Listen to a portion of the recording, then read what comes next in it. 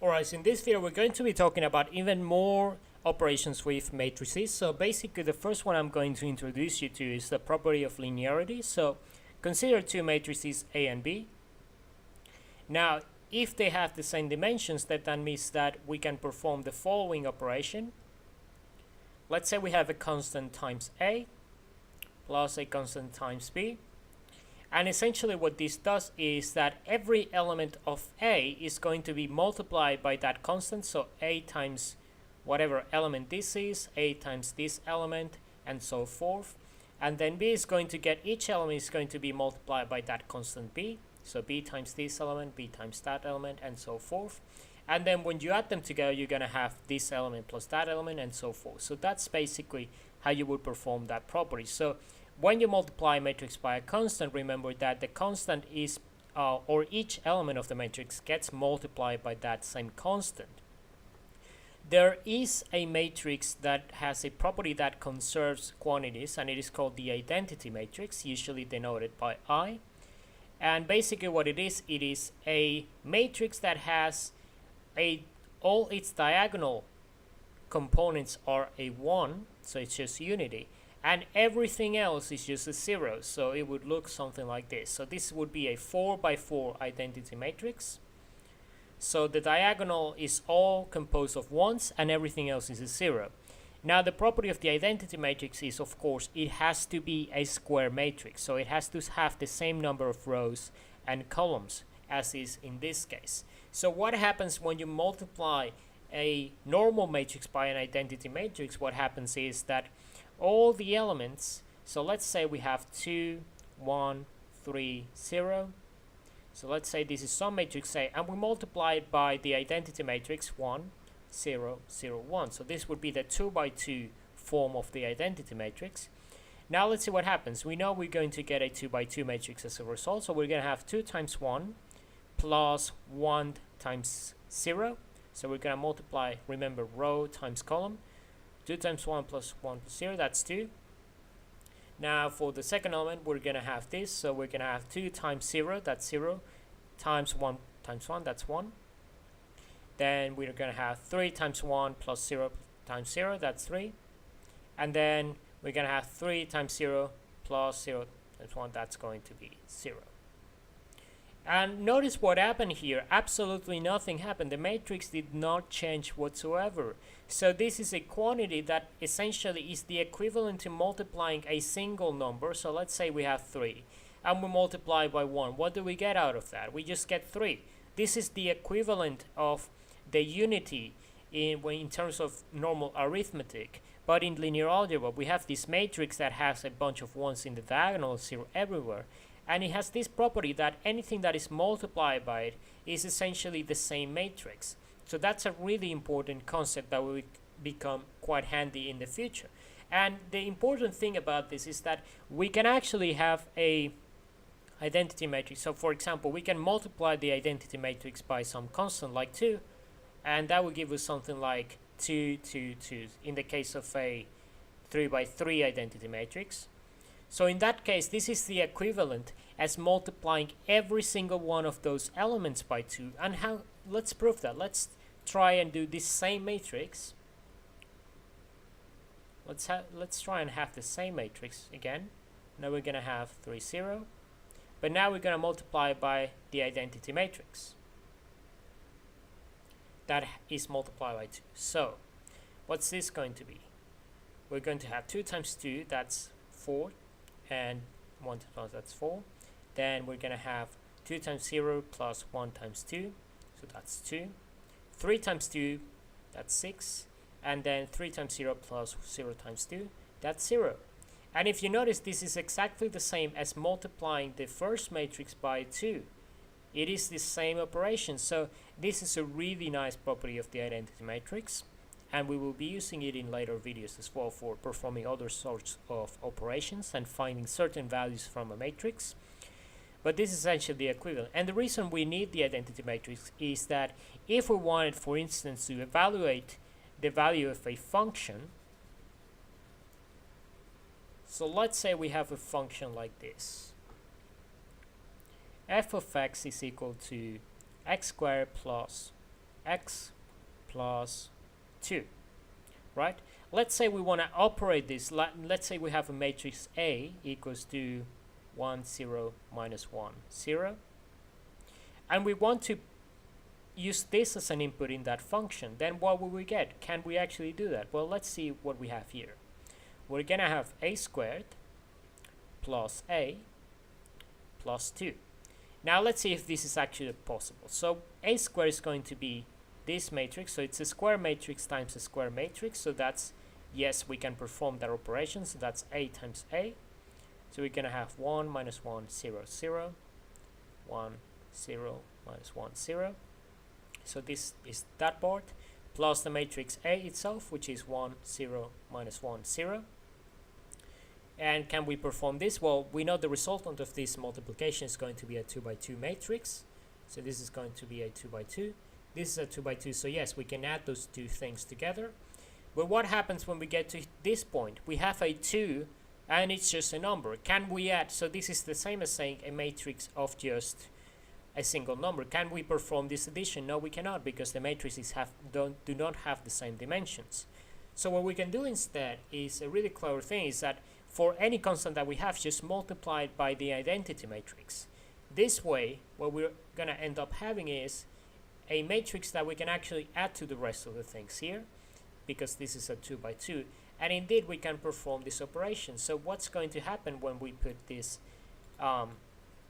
this whole thing into the function? Let's see what we get from here. So let's do this one. What are we going to get? We're going to get 1 times 1 plus 0 times minus 1, that's 1. Then 1 times 0, that's all 0. Minus 1 times 1, that's minus 1, plus 0. And then minus 1, and that's all 0. So I just made it just so that it's a really easy example to work with. So let's just add all these things together. What's that going to be equal to? Well, this is going to be 2 times 2, 2 plus 2, that's going to be 4 here. That's all zeros. Minus 1 plus minus 1 plus 0, that's minus 2. And then 0 plus 0 plus 2, that's 2. So that's going to be the result. So yes, we can evaluate a function of matrix so long as the multiplication and the operations involved can actually be performed. Because if we had the case where A is actually not a square matrix, but rather something like this, let's say it's 2, 3, 1, 0, 1, 0, then obviously, because we have the number of dimensions of this one, so the number of columns is not equal to the number of rows in this one, we cannot perform this operation, which is just the operation A squared. So in that case, we wouldn't be able to evaluate it. So there are conditions that apply to this kind of operations, but we can in general perform this type of operation. And the really nice thing about matrices is that you can apply any operator you can think of to it, and it will give you a result. It is going to be applied to each and every one of the elements contained within the matrix. So let's say let's say A is something like this. So it's a function of x, and then we have sine x, 1, 0, 2. Now let's say we want to differentiate this matrix. Let's say we want to differentiate this matrix by x. So what's that going to be like? Well, what we're going to do is we're going to apply the differential operator to every single element individually. So the derivative of this is 2x, the derivative of this is 1, then 0, cosine of x, then 0 and 0. And we can apply it again. We can have the second derivative of this. So that's 2, 0, 0, minus sine x, 0 and 0, and so on. So we can perform even calculus operations with matrices. That's totally allowed. We can also have integration. Let's say we want to integrate this function. So let's integrate the matrix A with respect to x. What are we going to get? So let's have the matrix. We're going to integrate each of the elements individually. So that's going to be x3 on 3 plus some constant c, then x squared on 2 plus some constant c.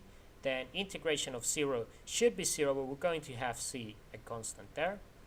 And then we're going to have here, that should be minus cosine x plus c. x plus c, 2x plus c. So yeah, we can perform this type of operation as well, and that's a really interesting thing.